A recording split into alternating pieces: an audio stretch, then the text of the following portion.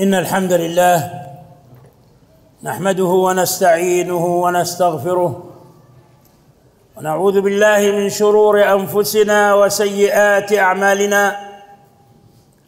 من يهده الله فلا مضل له ومن يضلل فلا هادي له.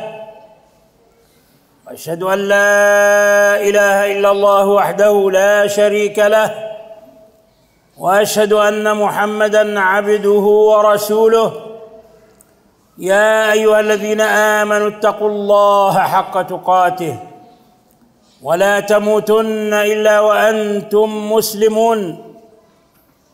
يا أيها الناس اتقوا ربكم الذي خلقكم من نفس واحدة وخلق منها زوجها وبث منهما رجالا كثيرا ونساء، واتقوا الله الذي تساءلون به والأرحام إن الله كان عليكم رقيبا. يا أيها الذين آمنوا اتقوا الله وقولوا قولا سديدا يصلح لكم أعمالكم ويغفر لكم ذنوبكم، ومن يطع الله ورسوله فقد فاز فوزا عظيما. أما بعد، فإن أحسن الكلام كلام الله، وخير الهدي هدي محمد صلى الله عليه وسلم، وشر الأمور محدثاتها، وكل محدثة بدعة، وكل بدعة ضلالة، وكل ضلالة في النار. فكرت أيها الإخوة أيها الأحبة في عنوان لهذه المحاضرة، فرأيت أن الأنسب والأفضل أن أتكلم بما يناسب الحال والمقام، حيث يفد علينا زائر كريم ووافد عزيز لا يأتينا إلا مرة في العام، ألا وهو شهر رمضان، شهر القرآن. فأحببت أن تكون محاضرتي بعنوان فاستبقوا الخيرات في مواسم الطاعات. فاستبقوا الخيرات في مواسم الطاعات، وذلك أن الله عز وجل جعل لهذه الأمة مواسم صالحات تضاعف فيها الحسنات وتكفر فيها السيئات وتقال فيها العثرات. هذه المواسم أضل الله عنها الأمم وهدى إليها خير الأمم، أمة محمد صلى الله عليه وسلم، خير أمة أخرجت للناس. وسأتكلم بين يدي محاضرتي عن بعض هذه المواسم، وأخص بالذكر شهر رمضان، شهر القرآن. الحمد لله والصلاة والسلام على رسول الله wa ala alihi wa sahbihi wa mawalah, amma ba'du. Kaum muslimin dan muslimat rahimani wa rahimakumullah, sesungguhnya segala puji bagi Allah subhanahu wa ta'ala. Kita memujinya, meminta bantuan kepadanya dan meminta ampun kepadanya, dan kita berlindung kepada Allah subhanahu wa ta'ala dari kejahatan diri-diri kita dan dari keburukan amalan-amalan kita. Barang siapa yang diberikan hidayah oleh Allah subhanahu wa ta'ala, maka tidak ada yang mampu yang menyesatkannya, dan barang siapa yang disesatkan oleh Allah subhanahu wa ta'ala, tidak ada yang mampu akan untuk memberinya hidayah. Kemudian beliau membawakan 3 ayat dalam khutbatul hajah yang intinya perintah untuk bertakwa kepada Allah subhanahu wa ta'ala. Kemudian beliau hafizahullah ta'ala mengatakan, aku merenung sejenak apa yang kita bicarakan pada kesempatan yang mulia ini, maka aku melihat yang paling layak dan paling mulia dan paling utama adalah yaitu berbicara tentang perkara yang sesuai dengan kondisi dan keadaan kita sekarang ini, yaitu kita akan menyambut tamu yang mulia dan kita akan kedatangan tamu yang mulia yang mana tidak akan datang kepada kita kecuali sekali dalam setahun, yaitu bulan Ramadan, bulan Al-Quran. Aku ingin di muqaddimah, di pembukaan kajian ini akan menyebutkan satu tema yang berjudul yaitu fastabiqul khairat fi mawasim at-ta'at, berlomba-lomba dalam kebaikan di dalam musim atau di musim ketaatan, yang mana Allah Subhanahu wa taala telah menjadikan bagi umat Islam musim-musim yang dilaksanakan di dalamnya ketaatan-ketaatan, yang di dalamnya akan dilipat gandakan kebaikan, pahala-pahala, kemudian akan diampuni dosa-dosa dan akan dimaafkan kesalahan-kesalahan. Tentu musim-musim kebaikan ini hanya Allah Subhanahu wa taala berikan bagi kaum muslimin umat Nabi Muhammad sallallahu alaihi wasallam, yang tidak diberikan kepada umat-umat sebelumnya, yang umat-umat sebelumnya tersesat darinya. Diberikan kepada umat yang terbaik yang dikeluarkan oleh Allah Subhanahu wa taala bagi manusia ini. Beliau hafizahullah taala akan memberikan beberapa muqaddimah, beberapa pembukaan tentang beberapa musim-musim kebaikan, dan secara khusus akan disampaikan di kesempatan ini adalah yaitu tentang bulan Ramadan, bulan Al-Quran. وهذه المواسم أيها الإخوة كثيرة ومتعددة ومتنوعة على مدار السنة، وبعضها زماني وبعضها مكاني، اختص الله بها أمة محمد صلى الله عليه وسلم من بين الأمم، لأن هذه الأمة أمة مرحومة أعمارها قصيرة وأعمالها كثيرة، جعل الله البركة في أعمالها.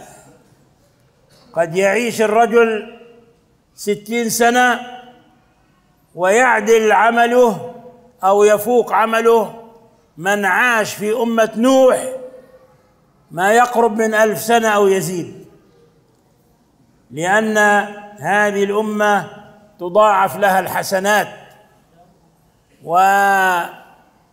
وتكثر لها الحسنات، تثقل موازينها. هذه الأمة أمة الإسلام اختصها الله بمواسم، من هذه المواسم يوم الجمعة وليلة الجمعة، بل بشر النبي صلى الله عليه وسلم أن من مات ليلة الجمعة أو ليلة الجمعة أمن الفتان، أي عذاب القبر، وأن في يوم الجمعة ساعة لا يوافقها عبد يدعو ربه إلا استجاب الله له، وتلك الساعة بين العصر والمغرب، قبل المغرب.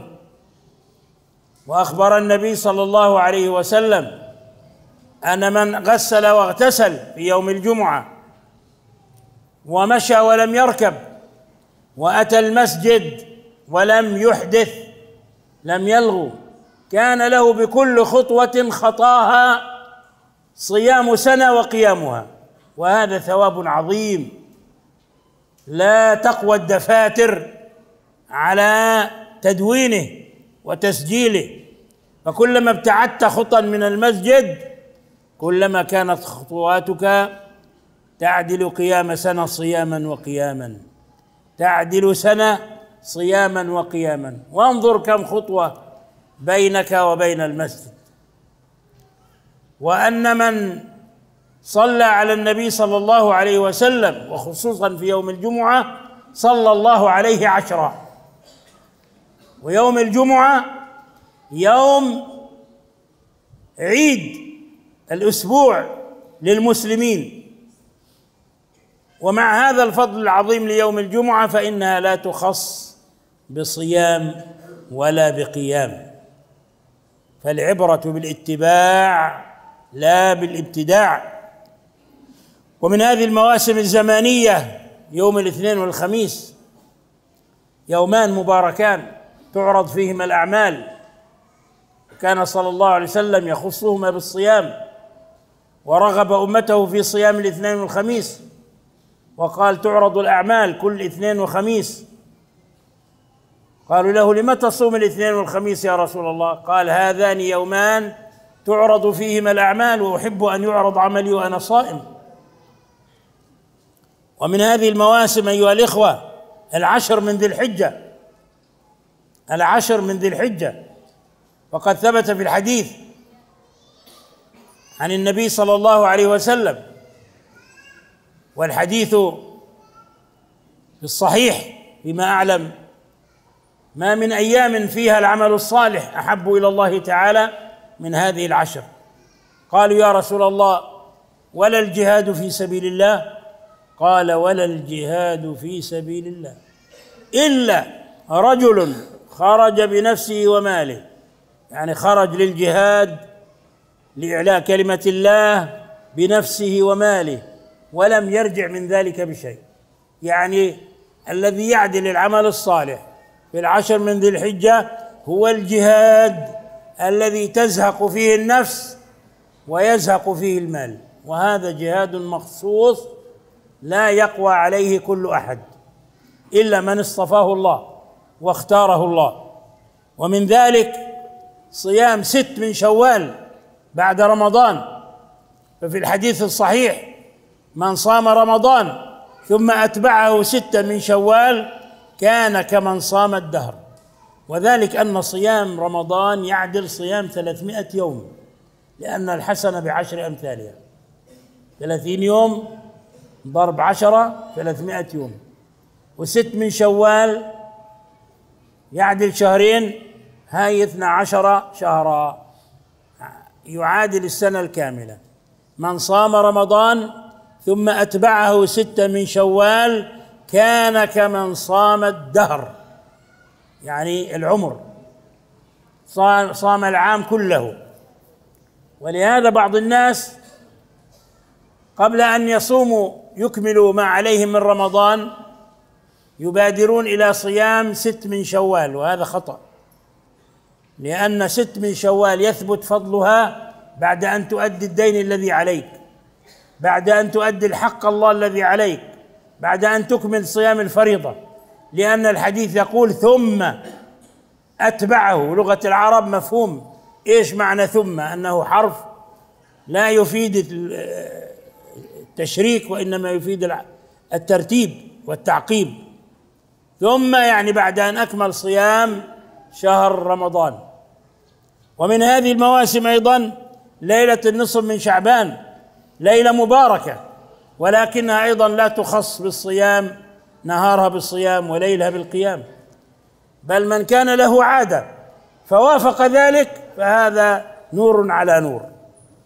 وفي الحديث يطلع الله عز وجل ليلة النصف من شعبان إلى خلقه فيغفر لجميع خلقه إلا لمشرك أو مشاحن، إلا الإنسان فرط في حق الله بحيث أشرك بالله ربا، وفرط في حق المخلوقين بحيث المسلمين عاداهم من غير حق. المشاحن هو الذي يعاديك للهوى ولانتصارا للنفس أو انتصارا لبدعة، وليس الذي يعادي الآخر لارتكابه لما حرم الله أو إنكارا عليه أو هجرا له في الله لأنه مبتدع أو داعية ضلالة، فهذا ليس بمشاحن.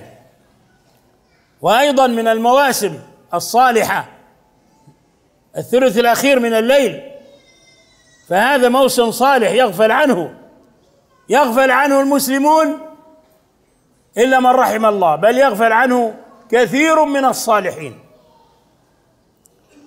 فتراهم في غطيط وفي نوم وفي سبات في هذا الوقت المبارك الذي ينزل الله عز وجل فيه إلى السماء الدنيا نزولا كما يليق بكماله وعظمته من غير تكييف. يقول: أنا الملك، هل من سائل فأعطيه؟ هل من مستغفر فأغفر له؟ إلى أن يطلع الفجر، وقت استجابة الدعاء، وقت النفحات والبركات، وقت قضاء حوائج العباد. ولهذا كانوا قليلا من الليل ما يهجعون وبالأسحار هم يستغفرون، مدح للصحابة. تتجافى جنوبهم عن المضاجع يدعون ربهم خوفا وطمعا ومما رزقناهم ينفقون. فالصالحون المتقون لا ينامون كل الليل، بل ينامون بعض الليل، والبعض الآخر يناجون ربهم ويذرفون الدموع في الخلوات حيث لا يسمعهم ولا يراهم إلا الله سبحانه وتعالى.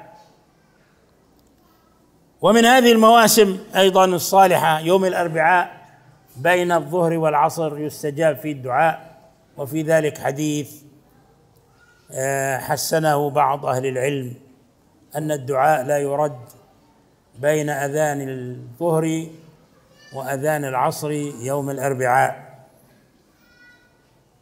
وكذلك من المواسم تاسعاء وعاشوراء أو عاشوراء، العاشر من محرم، ويوم عرفة، يوم عرفة ويوم العاشر من محرم. يوم عرفة صيامه يقول عليه الصلاة والسلام: أحتسب على الله أن يكفر ذنوب سنتين الماضية والباقية.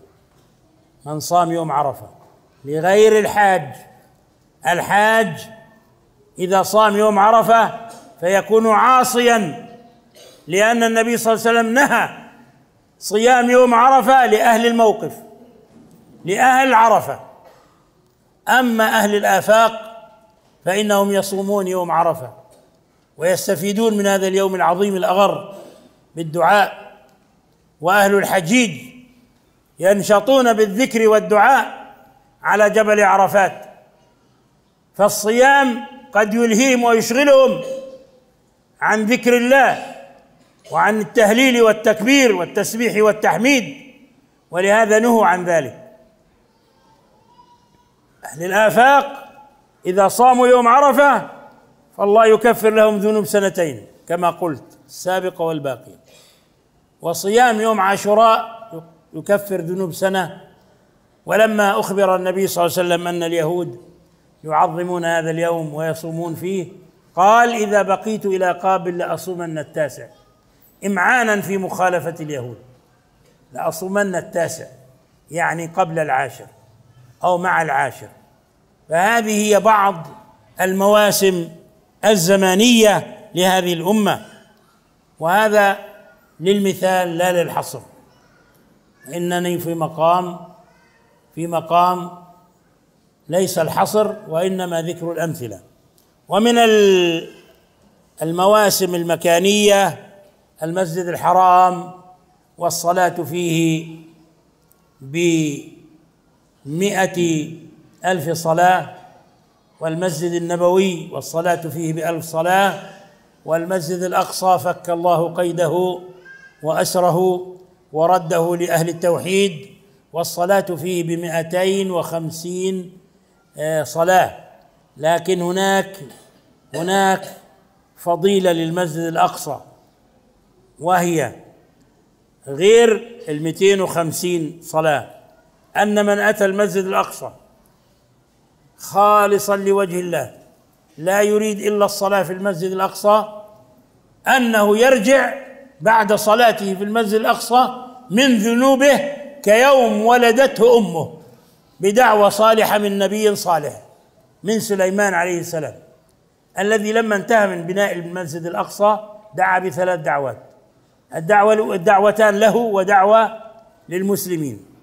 الدعوة الأولى قال أن يوافق حكمه حكم الله، يعني إذا قضى أن يوافق حكمه حكم الله، ما يعارض حكم الله. الدعوة الثانية أن يعطى ملكا لم يعطاه نبي من قبل ولا من بعد، ربي هب لي حكما لا ينبغي لأحد بعدي. الدعوة الثالثة للمسلمين أن من أتى هذا المسجد لا يريد إلا الصلاة أن يرجع من ذنوبه كيوم ولدته أمه.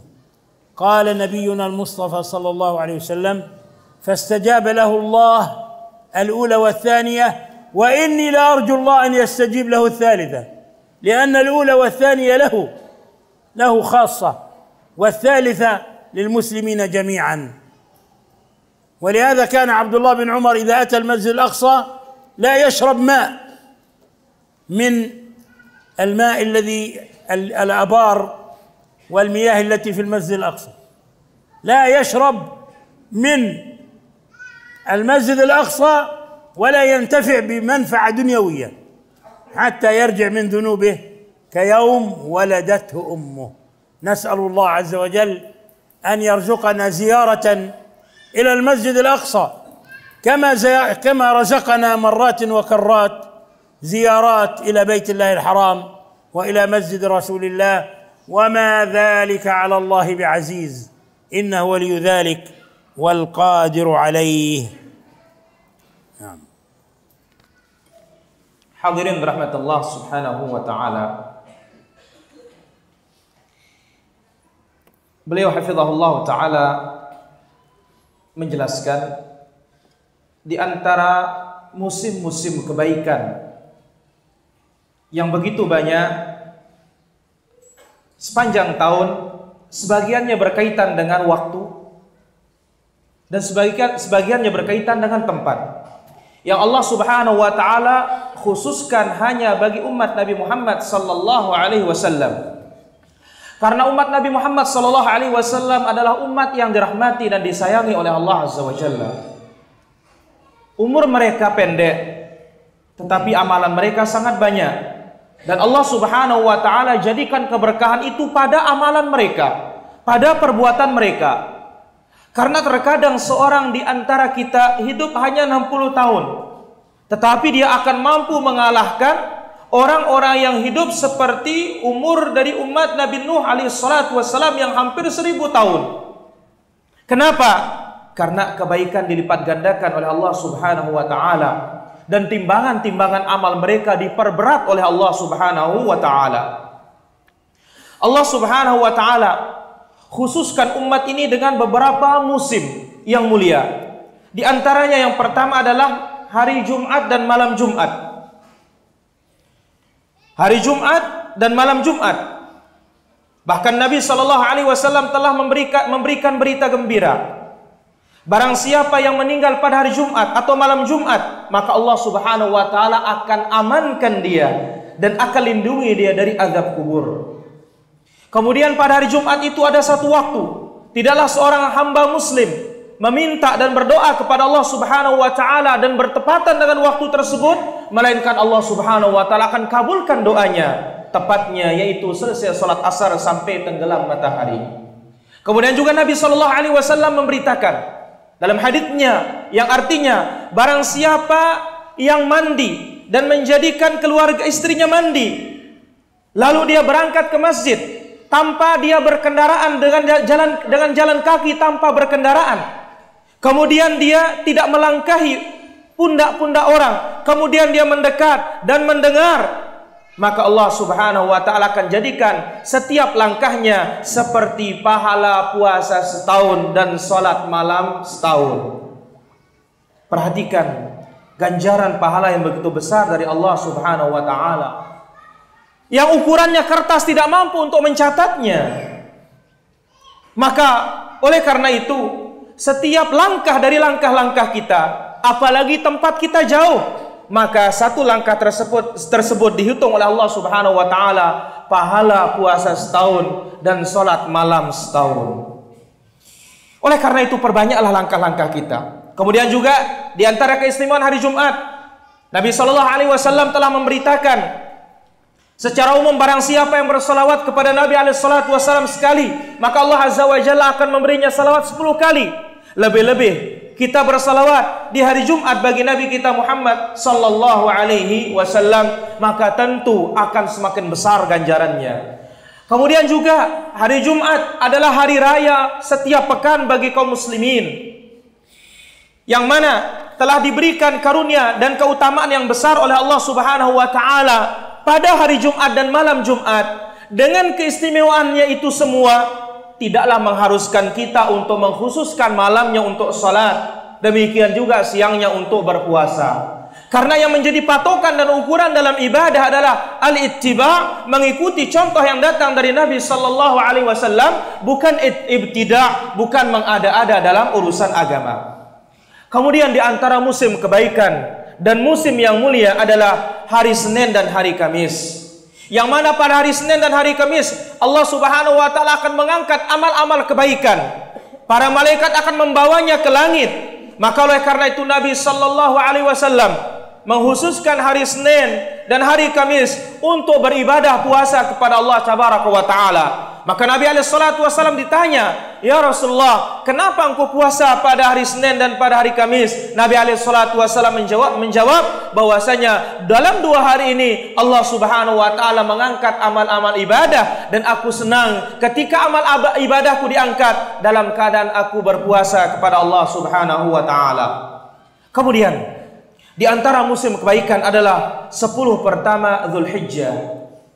Telah datang dalam hadis yang sahih yang artinya Nabi SAW bersabda, tidak ada hari-hari yang amal soleh dikerjakan padanya lebih dicintai oleh Allah Subhanahu wa taala kecuali pada 10 pertama Dzulhijjah. Lantas sahabat Nabi SAW bertanya, "Ya Rasulullah, meskipun jihad di jalan Allah tidak mampu untuk mengalahkan keutamaan amal soleh 10 pertama Dzulhijjah?"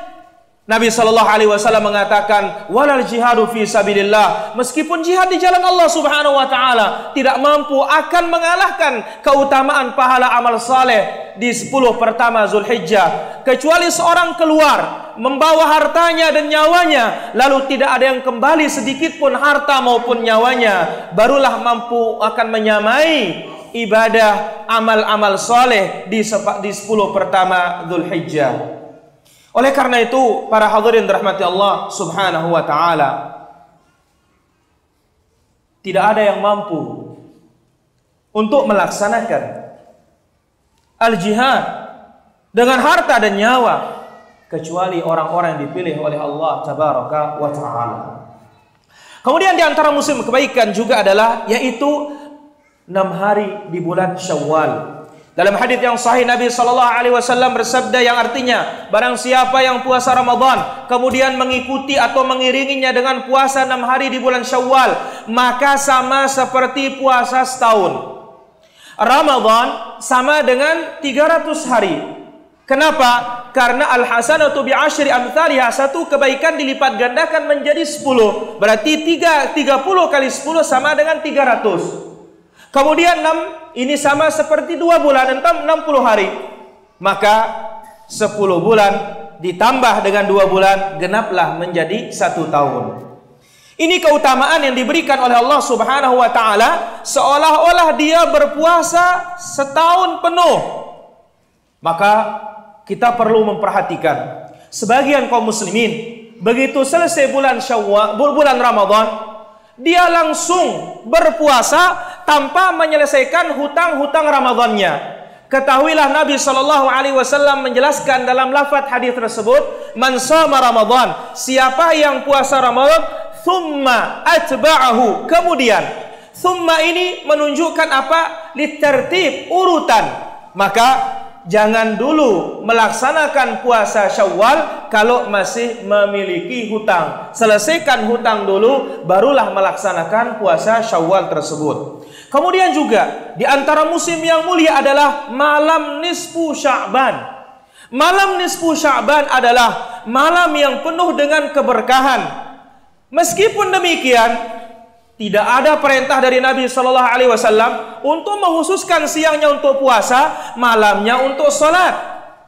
Tetapi kalau seorang memiliki kebiasaan puasa dan bertepatan dengan hari tersebut, maka ini adalah cahaya di atas cahaya. Nabi SAW telah menjelaskan dalam sabdanya yang artinya, sesungguhnya Allah Subhanahu wa taala melihat hamba-hambanya pada malam nisfu Sya'ban, maka Allah Subhanahu wa taala mengampuni seluruh hambanya kecuali yang berbuat syirik kepada Allah dan yang sedang berseteru dengan saudaranya. Perhatikan, berbuat syirik kepada Allah Subhanahu wa taala ini apa? Berkaitan dengan hak Allah Subhanahu wa taala, dan berseteru dengan saudaranya berkaitan dengan apa? Berkaitan dengan hak sesama. Namun perhatikan, berseteru di sini bukan perseteruan karena Allah Subhanahu wa taala, tetapi perseteruan yang dibangun atas dasar hawa nafsu, mengikuti nafsu syahwatnya, bukan karena agama Allah tabaraka wa taala.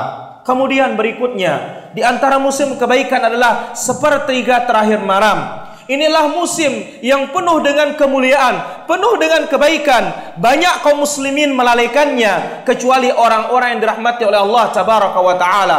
Bahkan banyak orang-orang yang soleh melalaikannya.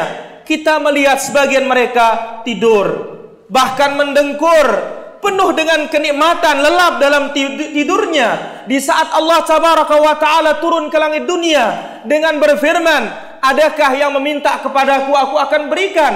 Adakah yang berdoa, aku akan kabulkan. Adakah yang minta ampun, aku akan ampuni. Tentu kebaikan tersebut berlanjut sampai terbitnya fajar. Inilah dia malam atau sepertiga terakhir malam yang dipenuhi dengan kebaikan oleh Allah tabaraka wa taala. Maka hamba-hamba yang saleh, sebagaimana disebutkan tentang para sahabat Nabi sallallahu alaihi wasallam, bagaimana mereka kanu qalilan minal laili ma yahjaun. Mereka sangat sedikit tidurnya di malam hari.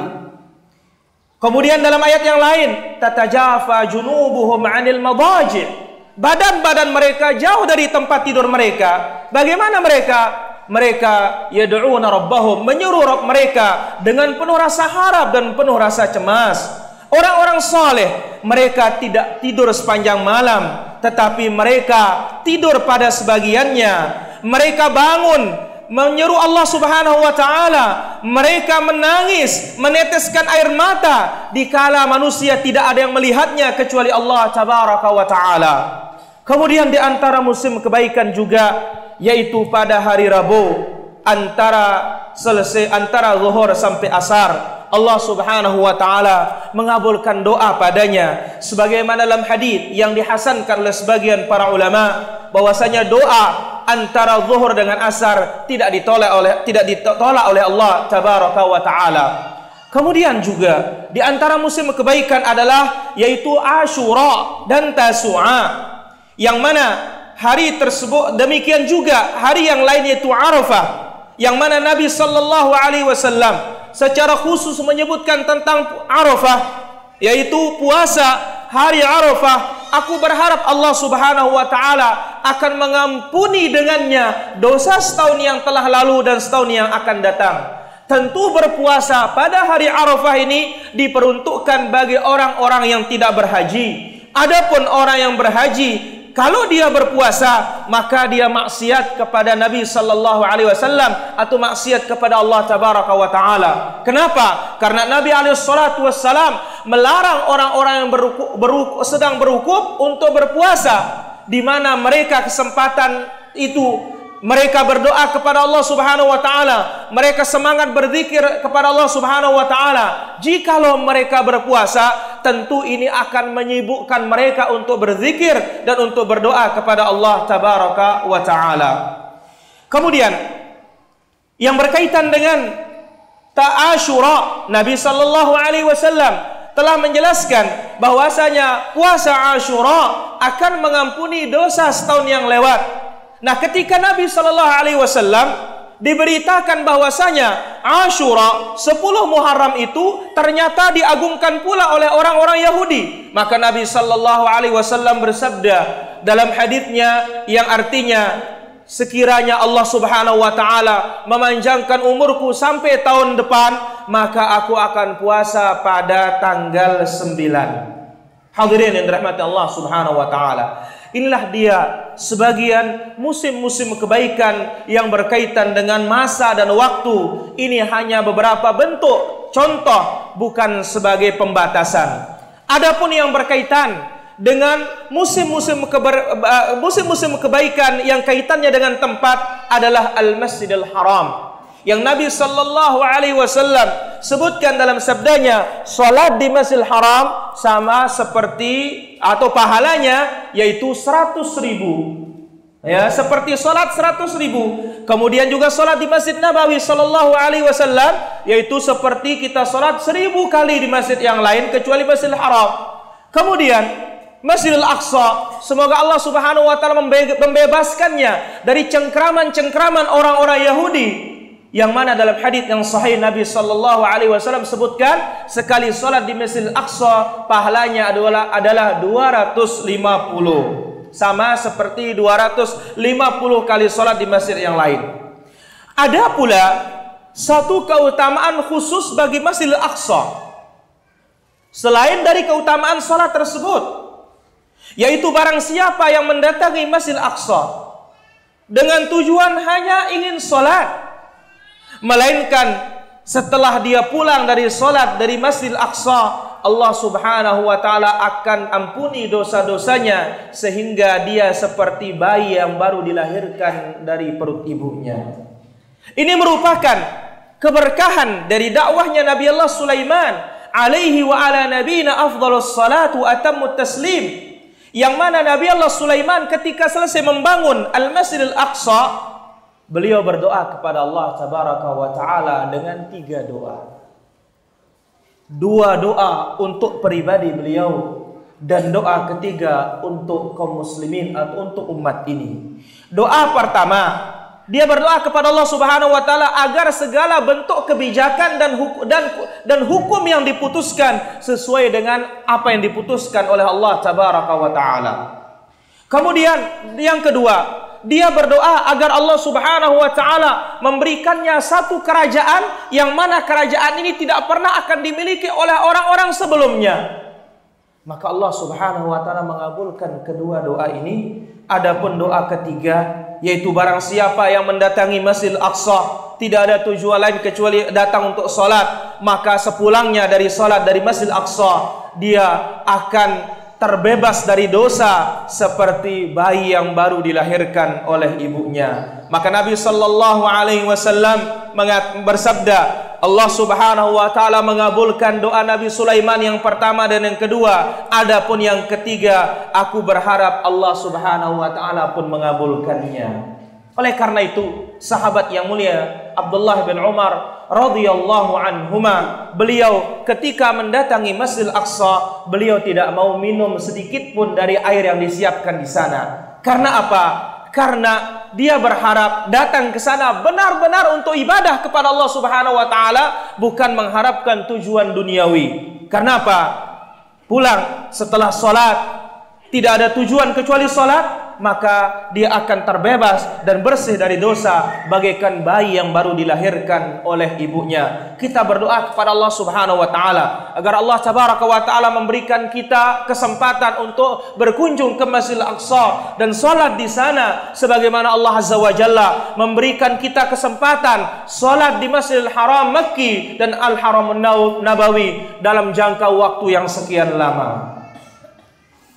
فمواسم الطاعات والقربات في ديننا كثيرة متعددة متنوعة،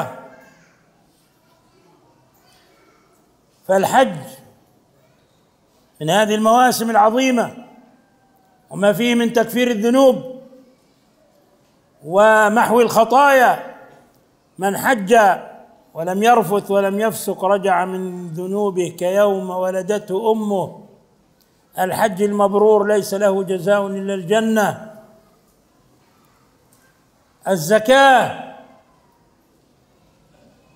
طهر ونماء، قد أفلح من زكاها وقد خاب من دساها.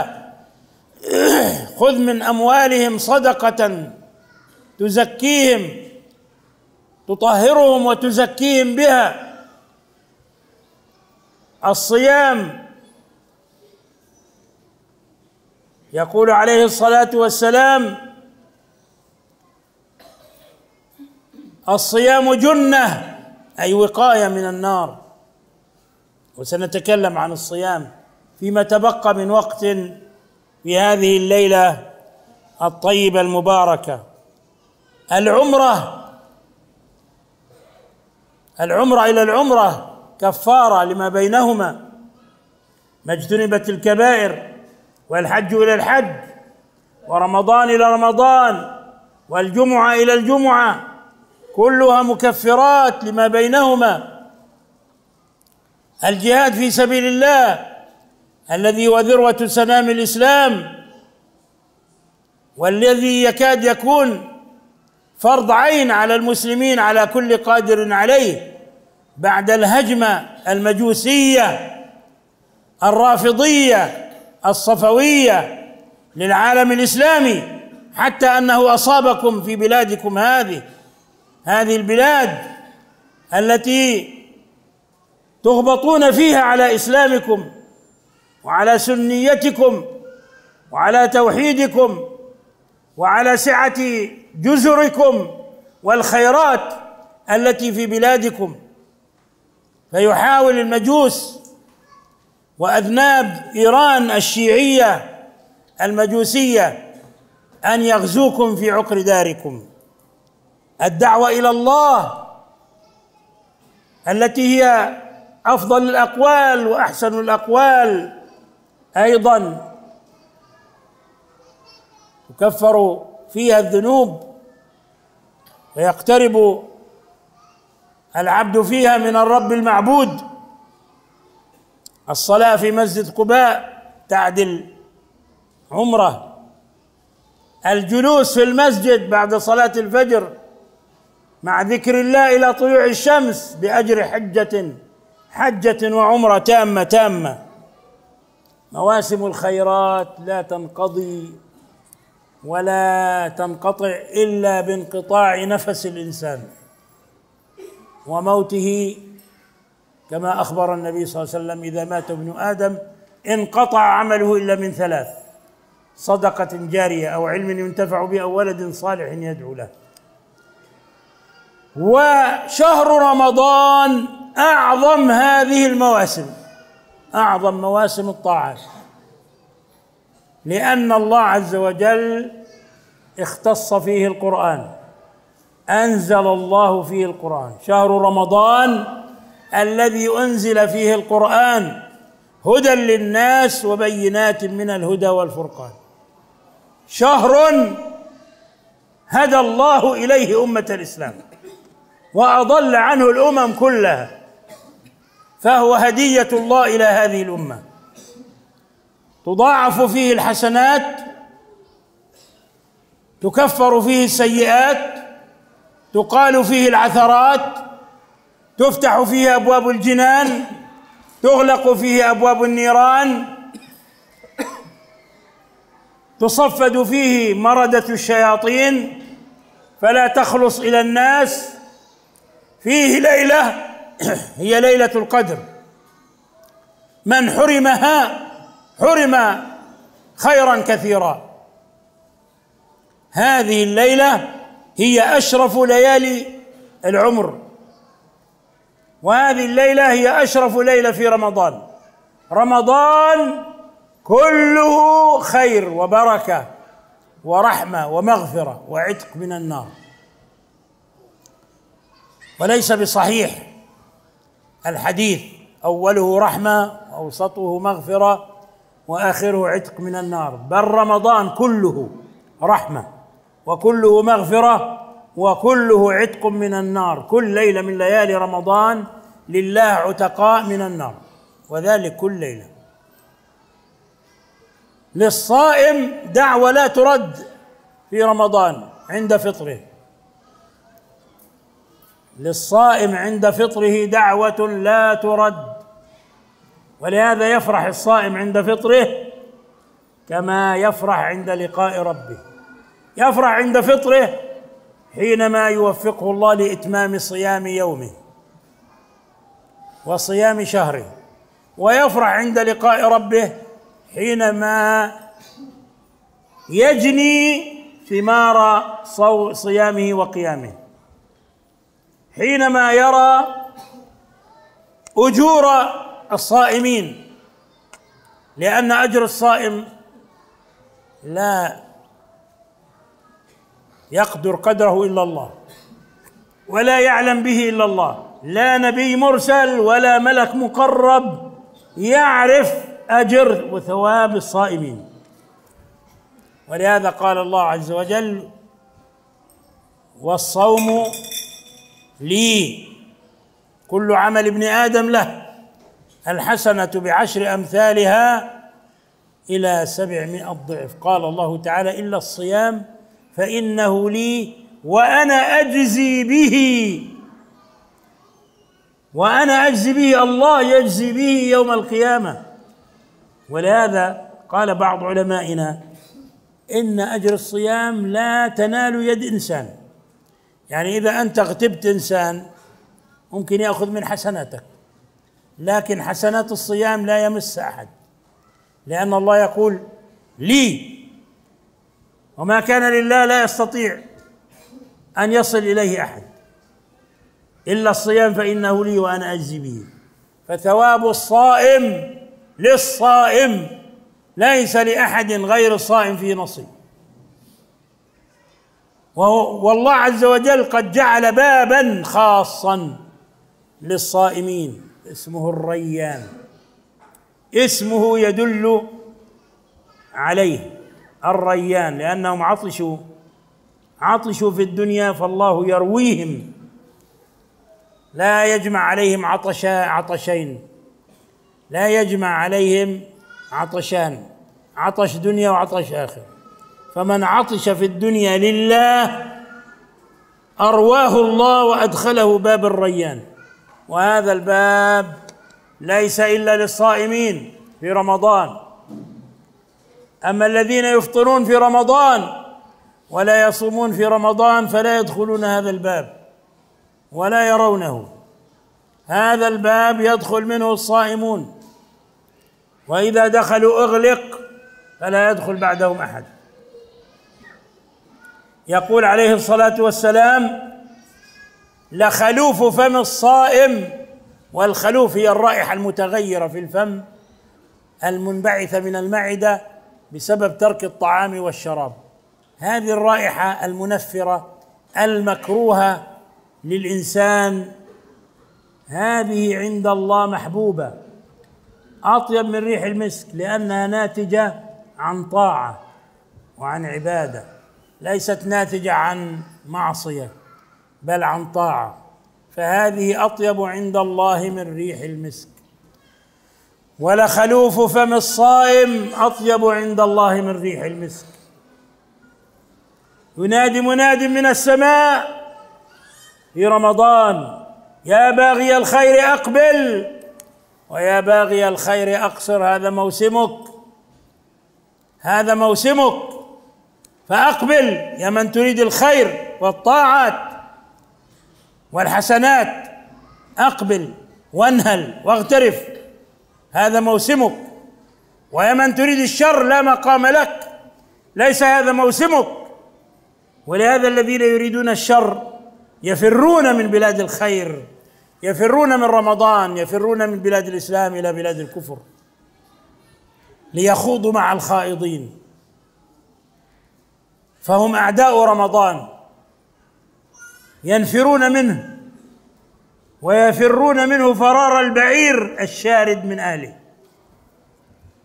أما المؤمن فيفرح ويستبشر ويستقبل رمضان استقبال الضيف العزيز الذي غاب طويلا واشتاق إليه الأهل. فهذا الوافد العزيز، هذا الضيف الكريم، علينا أن نكرم وفادته ونحسن صحبته ونستفيد من نفحاته ومن أيامه.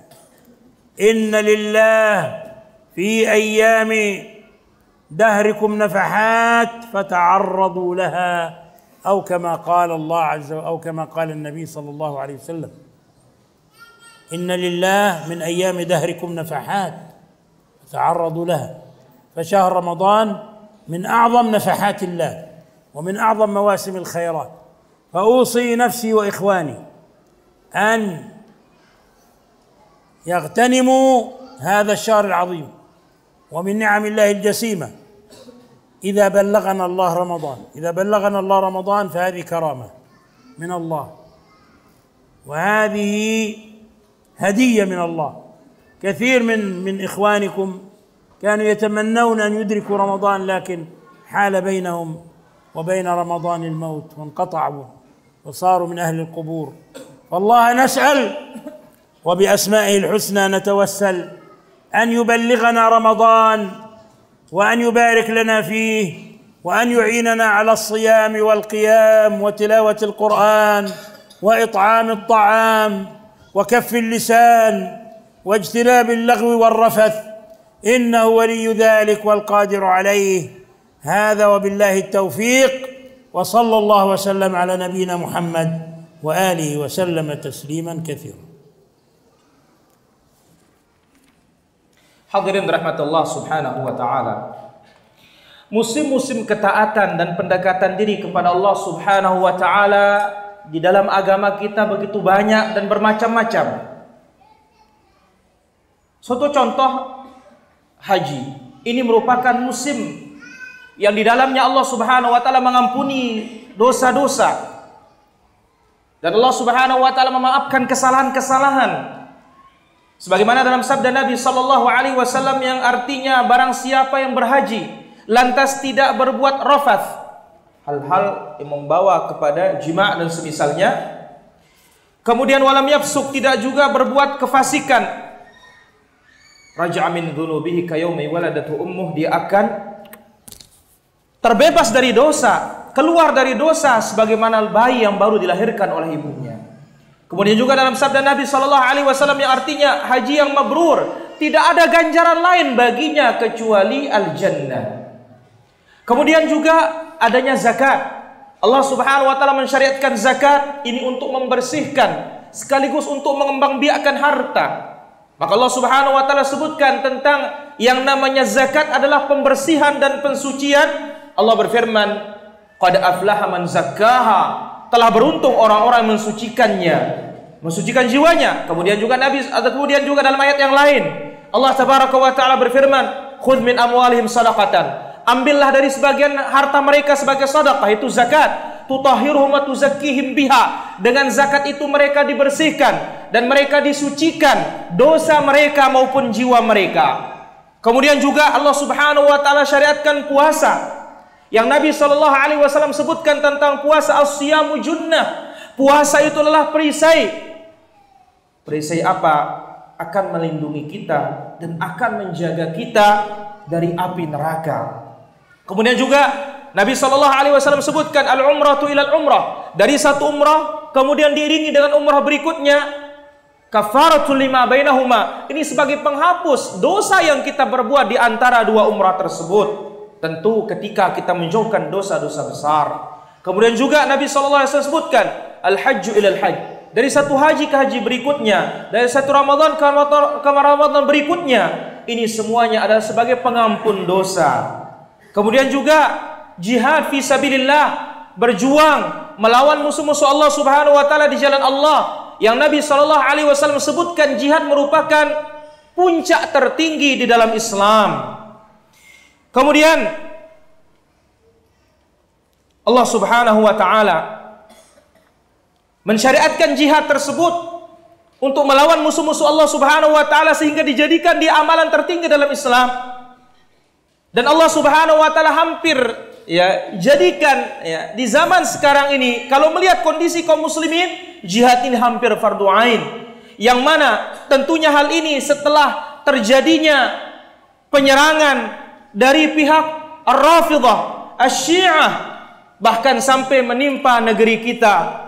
Negeri kita yang penuh dengan kebaikan, yang memiliki banyak kepulauan, yang memiliki mereka iri dengan tauhid kalian, mereka iri dengan sunnah kalian, dan mereka pun menyerang kaum muslimin beserta antek-antek mereka, ekor-ekor Iran dan semisalnya. Maka Allah subhanahu wa ta'ala ingatkan kita akan pentingnya untuk melawan orang-orang kafir. Kemudian di antara musim kebaikan dan amal kebaikan adalah ad-da'watu ila Allah azza wa jalla. Kita mengajak kepada jalan Allah tabaraka wa ta'ala. yang mana dakwah kepada Allah Subhanahu wa taala, kita niatkan untuk mendekatkan diri kepada Allah Tabaraka wa taala, maka tentu ini juga akan menghapus dosa dan akan mendekatkan kita kepada Allah Tabaraka wa taala. Kemudian juga di antara amal kebaikan, salat di Masjid Quba. Ketika bersuci dari rumah, Nabi SAW sebutkan pahalanya sama dengan menunaikan umrah. Kemudian juga duduk di masjid selesai salat fajar dengan berzikir kepada Allah Subhanahu wa taala sampai terbit matahari, lalu salat 2 rakaat, maka pahalanya sama seperti haji umrah yang sempurna. Musim-musim kebaikan tidak pernah akan terputus sampai kematian menjemput kita. Oleh karena itu, manfaatkan hidup ini. Sebagaimana Nabi SAW telah bersabda, "Idza mata ibnu Adam inqata anhu amalu illa min thalath." Apabila anak Adam telah meninggal dunia, maka terputuslah amal-amal kebaikannya kecuali hanya dari 3 saja. Ilmu yang bermanfaat, sedekah jariyah, kemudian adalah anak yang saleh mendoakan kedua orang tuanya. Bulan Ramadan merupakan musim yang paling agung dari musim-musim ketaatan, karena Allah Subhanahu wa taala mengkhususkan Ramadan tersebut dengan bulan diturunkannya Al-Quran, sebagaimana Allah Tabaraka wa taala sebutkan dalam firman-Nya, "Syahrul Ramadan alladzi unzila fihi al-Quran hudan lin-nasi wa bayyinatin minal huda wal furqan." Bulan Ramadan, di dalamnya Allah Subhanahu wa taala menurunkan Al-Quran, yang mana Quran itu sebagai petunjuk bagi manusia dan pembeda bagi manusia. Bulan Ramadan, bulan ini ditunjuki kaum muslimin oleh Allah Tabaraka wa taala, yang mana umat-umat sebelumnya tidak mendapatkan Ramadan tersebut. Maka di bulan ini dilipat gandakannya segala bentuk kebaikan oleh Allah Tabaraka wa taala. Kemudian diampuninya dosa-dosa, kemudian ditutupnya segala celah dan salah oleh Allah Tabaraka wa taala. Di dalamnya pintu-pintu surga dibuka oleh Allah, kemudian pintu-pintu neraka ditutup, satu pun tidak ada yang terbuka. Kemudian setan-setan dibelenggu oleh Allah Tabaraka wa taala. Dan di malam Ramadan ada satu malam, yaitu Lailatul Qadar, yang mana Lailatul Qadar khairun min alfi syahrin, ibadah di dalamnya lebih baik dari 1000 bulan. Dia adalah malam yang termulia dari seluruh malam sepanjang masa, dan dia malam yang termulia dari malam-malam Ramadan, yang mana Allah Subhanahu wa taala mengampuni hamba-hambanya setiap malam, dan Allah Subhanahu wa taala memerdekakan hamba-hambanya dari api neraka setiap malam. Bukan seperti hadis yang terkenal dan beredar, yang mana ini tidak benar disandarkan kepada Nabi sallallahu alaihi wasallam. Ramadan awwaluha rahmah. Ramadan itu 10 pertamanya adalah rahmat Allah. Wa wasatuha maghfirah, dan tengah-tengahnya ampunan. Wa akhiruha itqun minan nar, dan akhirnya pembebasan dari api neraka. Bukan demikian, justru yang ada adalah Ramadan itu semuanya kasih sayang Allah Subhanahu wa taala. Ramadan itu semuanya adalah ampunan Allah Tabaraka wa taala. Ramadan itu semuanya adalah pembebasan hamba-hambanya dari api neraka. Sebagaimana Nabi sallallahu alaihi wasallam sebutkan, wa dzalika kullu lailah, yang mana pemerdekaan dan pembebasan dari api neraka setiap malam. Kemudian orang yang berpuasa diberikan oleh Allah Subhanahu wa taala satu kesempatan untuk berdoa kepadanya, dan doanya pasti dikabulkan oleh Allah Tabaraka wa taala, sebagaimana Nabi sallallahu alaihi wasallam sebutkan. Dan orang yang berpuasa memiliki doa yang mustajab, yaitu ketika dia berbuka, doanya tidak akan ditolak oleh Allah Tabaraka wa taala. Oleh karena itu, orang yang berpuasa diberikan oleh Allah Subhanahu wa taala 2 kegembiraan. Pertama, gembira ketika dia berbuka. Yang kedua, dia bergembira ketika bertemu dengan Allah Tabaraka wa taala. Kegembiraan pertama ini, setelah dia lelah menahan haus dan laparnya, tiba waktu berbuka tentu dia akan senang. Bisa makan, bisa minum, hilang hausnya dan dahaganya. Adapun yang kedua, gembira ketika bertemu dengan Allah Subhanahu wa taala, yaitu dia akan memanen pahala puasanya dan memanen pahala salat malamnya. Dan dia akan gembira ketika melihat pahalanya dilipat gandakan oleh Allah Subhanahu wa taala. Tentu pahala puasa ini tidak ada yang bisa mengetahuinya, baik malaikat terdekat maupun nabi yang diutus. Yang bisa mengetahuinya hanya Allah Tabaraka wa taala. Oleh karena itu Nabi sallallahu alaihi wasallam bersabda, Allah Azza wa Jalla berfirman, as-siyamu li wa ana ajzi bihi. Puasa itu adalah milikku dan aku yang membalasnya. Yang sebelumnya Nabi SAW sebutkan, al-hasanatu bi'asyri amthaliha. Satu kebaikan itu dilipat gandakan menjadi 10.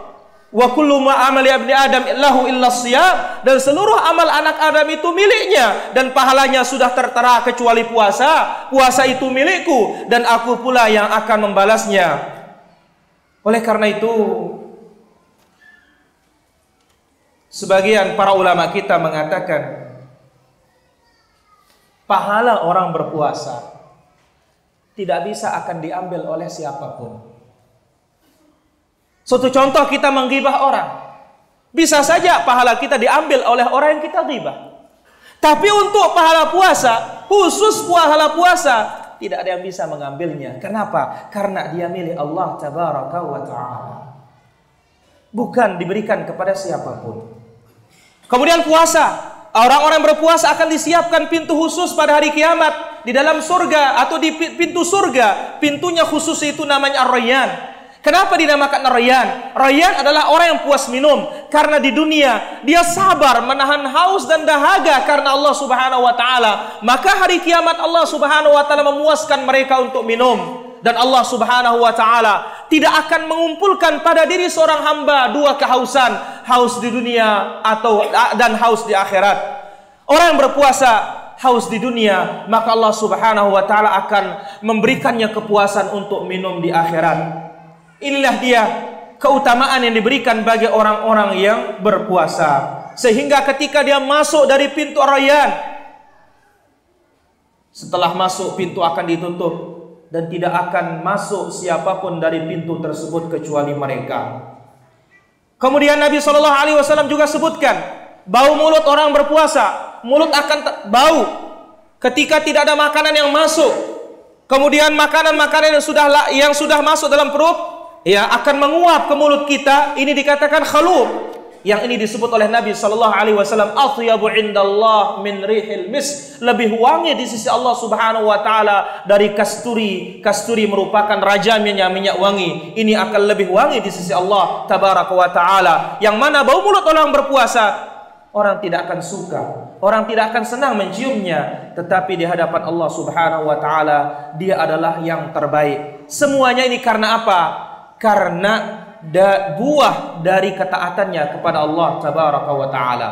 Kemudian juga ketika orang berpuasa atau ketika puasa tiba, akan ada penyeru dari langit mengatakan, ya baghiyal khairi aqbil, wahai pencinta kebaikan, mari mendekat, mari datang, mari segera. Wa ya baghiyasy syarri aqsir, wahai para pecinta keburukan, orang-orang yang senang berbuat buruk, tahan diri kalian. Maka orang-orang yang senang kebaikan dipanggil untuk mendekat. Ini musim kalian, wahai yang ingin ketaatan, inilah masa kalian. Mendekatlah kepada Allah Subhanahu wa Ta'ala dengan melaksanakan berbagai macam bentuk kebaikan. Tetapi orang-orang yang berbuat jahat diingatkan, tahan diri kalian. Oleh karena itu sebagian orang-orang jahat ketika tiba Ramadan, dia lari ke negeri-negeri kafir, dia lari ke negeri-negeri jahat. Kenapa? Takut dari orang-orang yang berbuat kebaikan dan takut dari waktu yang di dalamnya diperbuat dan dilaksanakan kebaikan-kebaikan. Kaum muslimin yang dirahmati Allah Subhanahu wa Ta'ala, tentu ini diberikan oleh Allah Subhanahu wa Ta'ala akan mendatangkan kebahagiaan dan kegembiraan. Maka kita sebagai kaum muslimin, mari kita sambut tamu yang mulia ini dengan sambutan yang hangat, dengan sambutan yang penuh dengan pemuliaan dan penghormatan. Taubahnya seperti keluarga yang sudah sekian lama hilang, tiba-tiba datang, kita sambut dengan penuh kebahagiaan dan kehangatan. Ini adalah musim ini dijadikan Allah Subhanahu wa Ta'ala penuh dengan kebaikan, pemberian-pemberian dan hadiah-hadiah kebaikan dari Allah Subhanahu wa Ta'ala. Sebagaimana disebutkan dalam hadits Nabi sallallahu alaihi wasallam, sesungguhnya Allah Subhanahu wa Ta'ala pada sepanjang hari kalian diberikan beberapa hadiah kebaikan, maka ambillah hadiah tersebut, manfaatkanlah dia. Ramadan merupakan musim kebaikan yang teragung yang diberikan oleh Allah Subhanahu wa taala. Manfaatkanlah bulan ini dan manfaatkanlah nikmat Allah Subhanahu wa taala yang agung ini. Maka kita berdoa kepada Allah Subhanahu wa taala agar Allah tabaraka wa taala menyampaikan kita pada bulan Ramadan. Kemudian Allah Subhanahu wa taala menerima amal ibadah kita di bulan Ramadan. Kemudian kita berdoa kepada Allah Subhanahu wa taala dan kita bertawassul kepada Allah tabaraka wa taala menyampaikan kita bulan Ramadan. Karena banyak orang-orang yang berangan-angan untuk bertemu dengan Ramadan, ternyata Allah Subhanahu wa taala telah menjemput dan mengambilnya sehingga dia tidak bisa menemui bulan yang mulia ini. Kita berdoa kepada Allah Azza wa Jalla dan kita bertawassul kepadanya agar Allah Subhanahu wa taala sampaikan kita Ramadan. Dan Allah Subhanahu wa taala terima Ramadan kita, puasa kita, salat kita, kemudian it'amut ta'am, kita memberi makan, dan Allah Subhanahu wa taala tahan lidah kita dari segala keburukan dan kejahatan.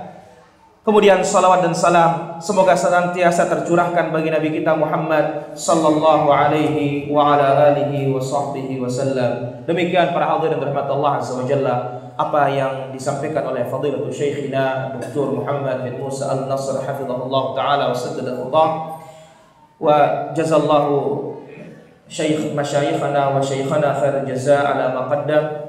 ونسأل الله عز وجل يوفقنا لما يحبه ويرضاه ويجعل ذلك في موازين حسناته يوم القيامة.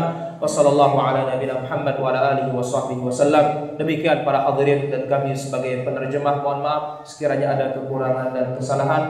Wassallallahu ala nabiyina Muhammad wa ala alihi wa sahbihi wasallam. Wa akhiru da'wana alhamdulillahi rabbil alamin. Assalamualaikum warahmatullahi wabarakatuh. Hadirin dirahmati Allah Azza wa Jalla. Pertanyaan pertama,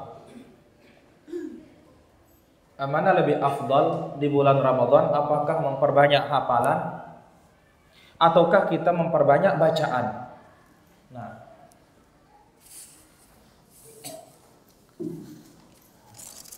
الأفضل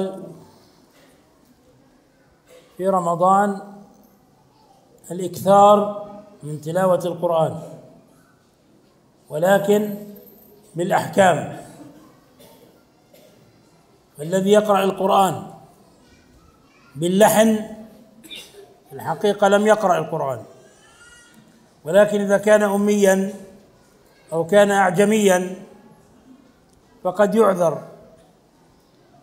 لحديث الماهر بالقرآن مع السفرة الكرام البررة، والذي يقرأ القرآن ويتعتع فيه وهو عليه شاق له أجران.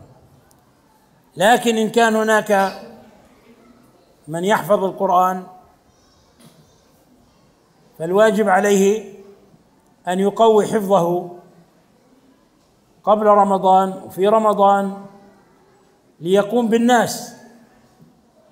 وقد اشتهرت وانتشرت في المساجد القراءة من المصحف من كثير من الأئمة، وهذا نقصان، وهذا خلاف هدي السلف الصالح،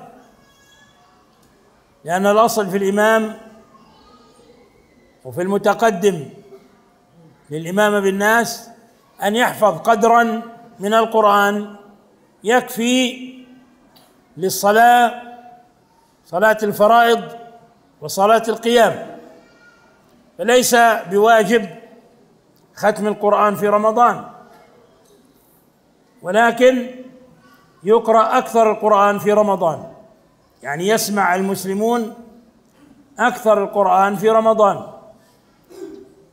فالعوام يكثرون من التلاوة والختمات، أما الحفاظ والأئمة فلا يفرطون في تقوية حفظهم، بالإضافة إلى الإكثار من تلاوة القرآن، ويجعلون ذلك في التراويح، يجعلون ذلك في التراويح يعني في صلاة القيام.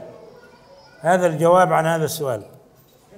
Hadirin dirahmati Allah Azza wa Jalla, yang utama di bulan Ramadan adalah memperbanyak bacaan Al-Quran.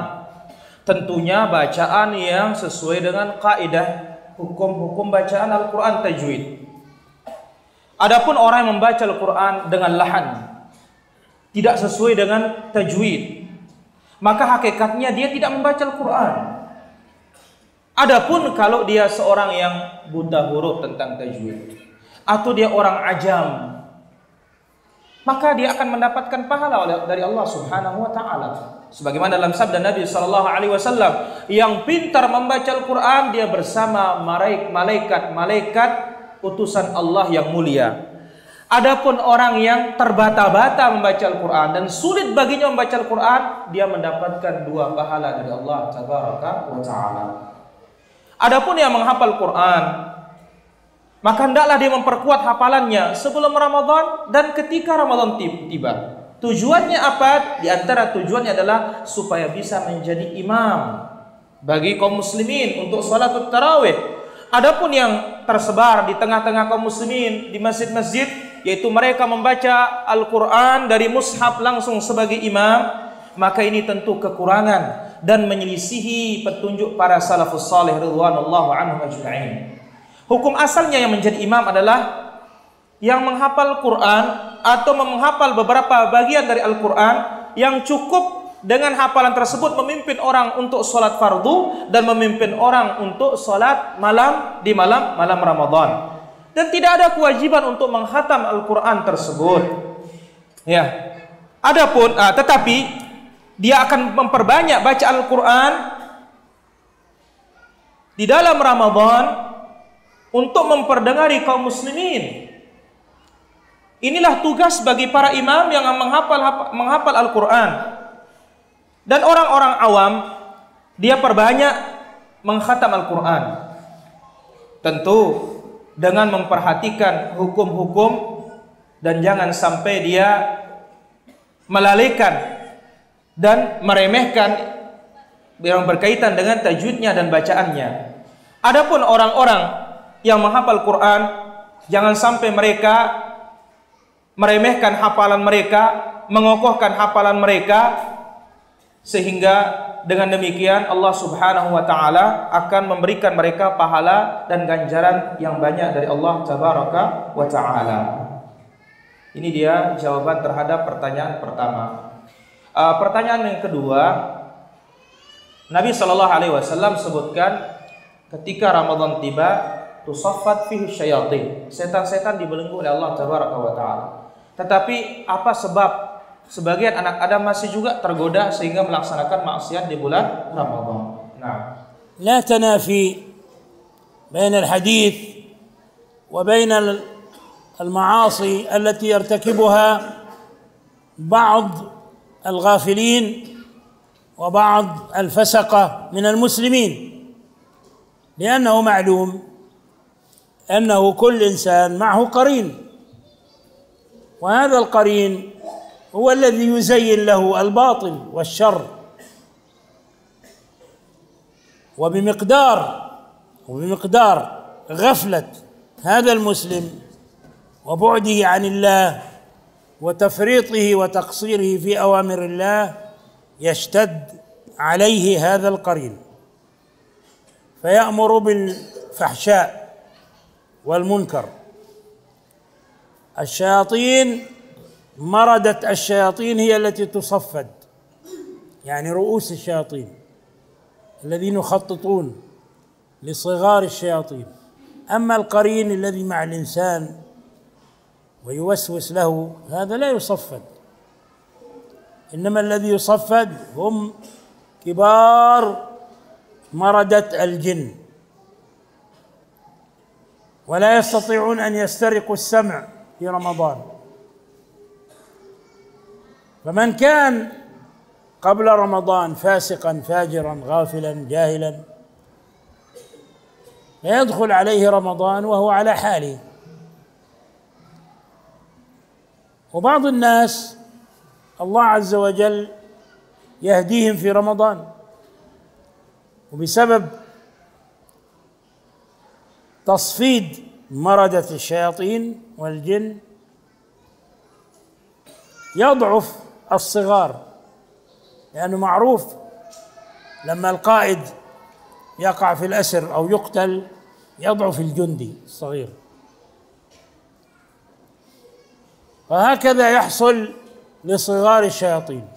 وبالتالي نرى إقبال من كثير من العصاة إلى المساجد في رمضان، وللأسف أكثرهم يعودون حينما تنطلق الشياطين من عقلها ومن سلاسلها، يعودون إلى ما كانوا عليه. أما أن تنتهي المعاصي من الأرض بالمرة، هذا لا يمكن، هذا أمر لا يمكن بالقدر الكوني، وإن كان هذا شرعا قدرا شرعيا ممنوع والله يبغضه ويكرهه، لكن لابد أن يبقى الخير ويبقى الشر في صراع قائم إلى يوم الدين. ونحن نعلم أن النبي عليه الصلاة والسلام جاهد في رمضان، وفي 9 رمضانات من حياته الشريفة غزا 7 غزوات، يعني قاتل المشركين. ولا بد، لكن الله عز وجل جعل رمضان موسم للإقبال على الله والانكفاف عن معاصي الله وللتوبة والاستغفار، فما يقع في رمضان من المعاصي بين المسلمين أقل مما يقع بعد رمضان بسبب انفلات الشياطين وبسبب اجتهاد الشياطين أكثر وأكثر على بني البشر، وأنها مطلقة غير مسلسلة ولا مصفدة.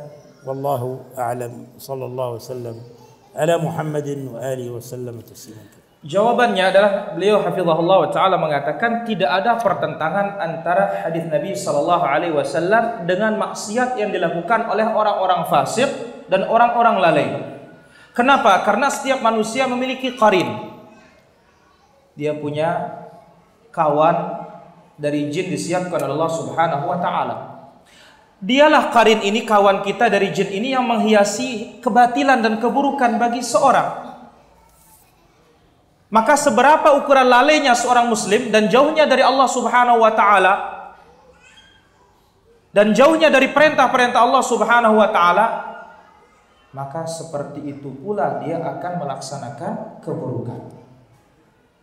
Oleh karena itu, syaitan dan qarin kita ini akan memerintahkan kita kepada keburukan, memerintahkan kita kepada kejahatan. Dan kita perlu memaklumi bahwasanya yang dibelenggu oleh Allah Subhanahu wa ta'ala al-maradah. Yang namanya maradah adalah tokoh-tokoh mereka, pembesar-pembesar syaitan. Ini yang dibelenggu oleh Allah Subhanahu wa ta'ala, sehingga mereka tidak mampu pula untuk mencuri pendengaran dari langit. Dan perlu kita mengetahui bahwasanya satu pasukan ketika pemimpin mereka ditahan, tentu bawahannya dan prajuritnya akan melemah. Nah, maka barang siapa yang fasik dan jahil ya, sebelum Ramadan, ketika Ramadan, maka akan tetap keadaannya seperti itu. Namun kita lihat juga sebagian orang, Allah Subhanahu wa ta'ala berikan mereka hidayah di bulan Ramadan. Karena sebab apa? Karena disebabkan tokoh-tokoh syaitan, pembesar-pembesar syaitan ya, dibelenggu oleh Allah Subhanahu wa ta'ala, maka setan-setan kecil itu tidak mampu untuk berbuat banyak, sehingga banyak orang-orang yang fasik kembali ke jalan Allah Subhanahu wa ta'ala di bulan Ramadan. Inilah dia yang terjadi pada setan-setan kecil.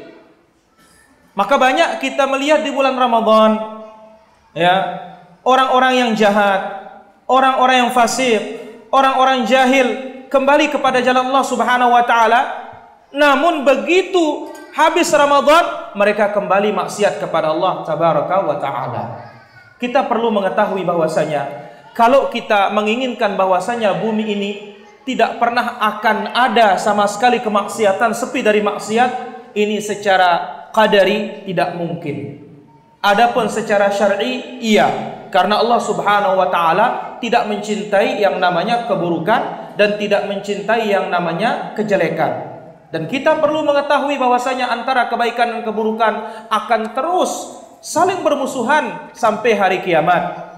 Oleh karena itu, Nabi Shallallahu Alaihi Wasallam beliau berjihadnya kapan? Di bulan Ramadan. Nabi hidup ya di akhir hayat itu ada 9 Ramadan dan beliau berperangnya pada 7 kali Ramadan. Nabi Shallallahu Alaihi Wasallam berperang. Maka Allah Subhanahu Wa Taala jadikan Ramadan ini kesempatan bagi orang-orang awam untuk kembali kepada Allah, untuk bertaubat kepada Allah, untuk beristighfar kepada Allah Subhanahu wa taala, sehingga kita melihat kemaksiatan-kemaksiatan di bulan Ramadan lebih sedikit dibandingkan di luar Ramadan. Kenapa? Kalau di luar Ramadan, setan dengan bebas melanglang buana untuk menggoda manusia ini, maka tidak ada ikatan dan tidak ada rantai bagi syaitan-syaitan tersebut, sehingga timbul banyak kemaksiatan di selain bulan Ramadan. Demikian jawaban dari Syekh hafizahullah taala, semoga bermanfaat. Wassallallahu ala nabiyina Muhammad wa ala alihi washabihi wasallam wa akhiru da'wana alhamdulillahi rabbil alamin. Wassalamualaikum warahmatullahi wabarakatuh.